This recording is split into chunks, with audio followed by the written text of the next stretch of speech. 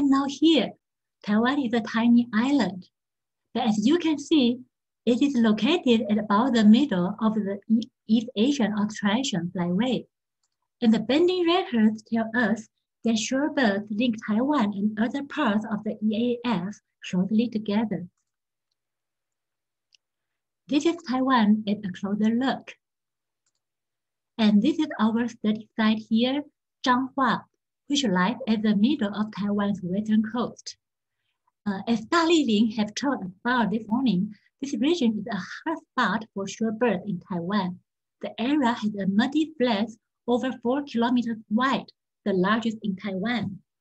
This is nothing to compare with the Yellow Sea, so perhaps it is not a banquet for shorebirds, but I think it may provide some critical snacks for them. And as you can see here, the muddy flat is no more intact. The area here has been reclaimed for agricultural use at about 50 years ago. And this area here has been reclaimed as industrial parks at about 30 years ago. So about 1/2 of the original tidal flat was lost. But since then, there was little change. And here we focus on the story of the past 10 years. So this is how the muddy flat looked like. Traditional oyster farming is the main economic activity on the tidal flats, which has limited impact on shorebird habitat and activity. On the land, however, the scenario is not so nice. 95% of the coast is diked. So besides at the mouth of some rivers, most of the coastline look like this.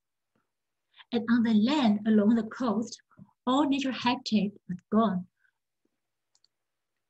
So at high tide, when the muddy flats are submerged, shorebirds have to fly across the dike and roost in this artificial wetland, as the red areas shown on the map. And there are two major types of artificial wetland in the area. One is the aquacultural pond, which is mainly for growing clams. The other is the rice paddy. We conducted water bird surveys in this artificial wetland since 2011. We made flock count monthly at the time around high tide and on the day around spring tide. During such time, all tidal zones are submerged underwater, so all shorebirds would gather in the artificial wetland, making it practical to count them. And please note that not all sites were surveyed each month, so in the following analysis, sometimes I have to use different subsets of the data to answer different questions. So first, I would like to briefly introduce the shorebird community here. We recorded 49 shorebird species in total. The abundance of shorebirds in the area showed strong seasonal variation. In summer, there are basically only 2 species of breeding, the Kentish plover and the black-winged stilt. During spring migration, the dominant species include dunlin, great sand plover, great knot, Kentish plover, redneck stink, and turnstone. And in autumn, the composition of the migrant is similar, just dunlin and the great knot, they occur in a much smaller amount. And in winter, the dominant species includes Kentish plover, dunlin, ruddy turnstone, and curlew.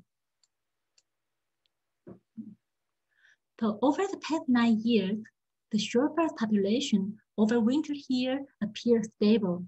In 2014, we don't have a complete survey, so the data here is missing. And we found that the number of some wintering species appeared growing, like the marsh sandpiper, black-winged stilt, great knot, and the bed-bellied plover. And we did not find significant decrease in the wintering population of any species. Well, the 9 years is really too short to give a full picture. And the number of staging birds in spring and in autumn appear stable too.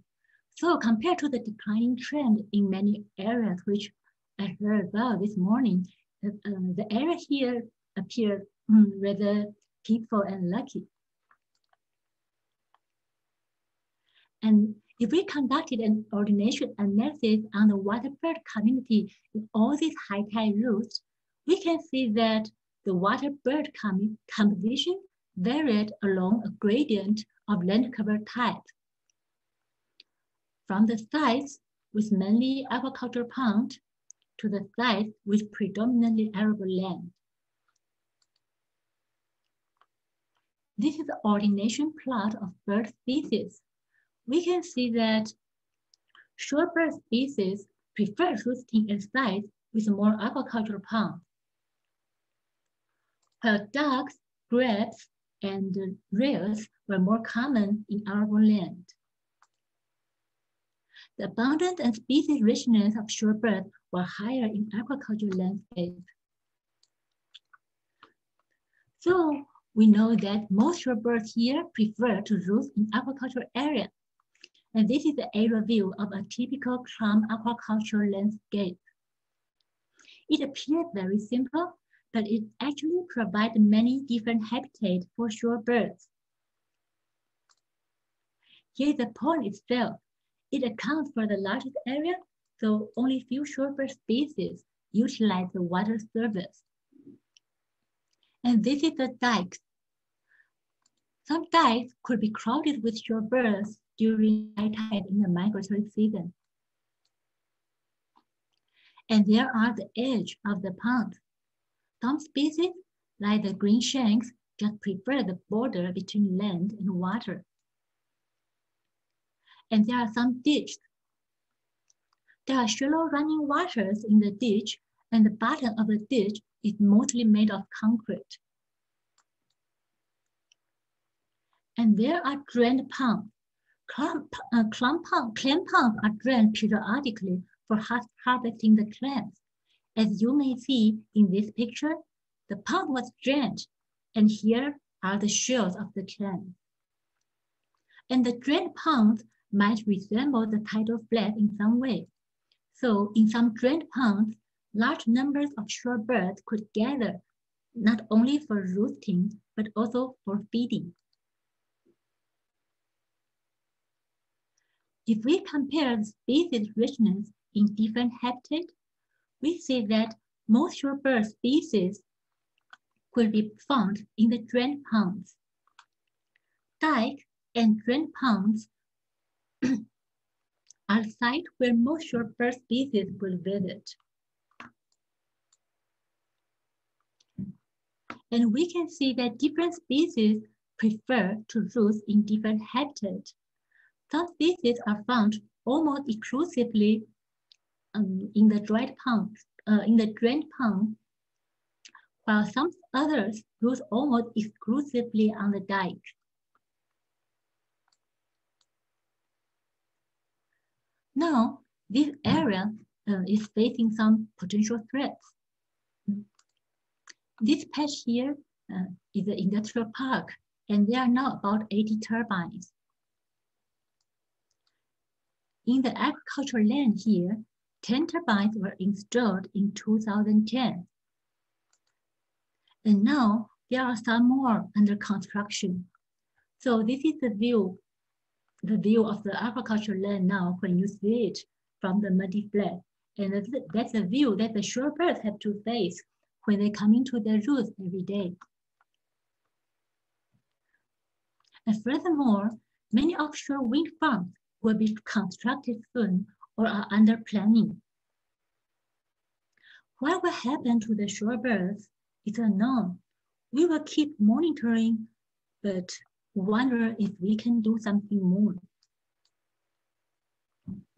So from our work so far, we know aquaculture areas are important high-tide routes for shorebird here. We also see that drained ponds might be valuable, as they could provide not only roosting site, but also feeding site for many shorebird species. So can we develop some management idea from this. Could management of aquaculture ponds in a way become a way to mitigate the impact of wind farms? We have just some primary and rough ideas. We'll be happy to hear the suggestion from all of you. For example, the shorebirds may suffer from higher energy loss due to barrier effect from the wind farms. Perhaps we could maintain more drain ponds to compensate the energy loss. We could also probably locate the most attractive dikes and drain ponds in a way so that birds do not need to fly through the patch with turbines. But before all that, we have to clarify what are the key qualities for their favorite roosts. And we should also keep in mind that different species need different things. So that's my presentation. Thank you for your attention. And the field work was contributed by so many enthusiastic observers. I really would like to thank them here, and also thanks to our sponsors. Any suggestions would be appreciated. Thank you.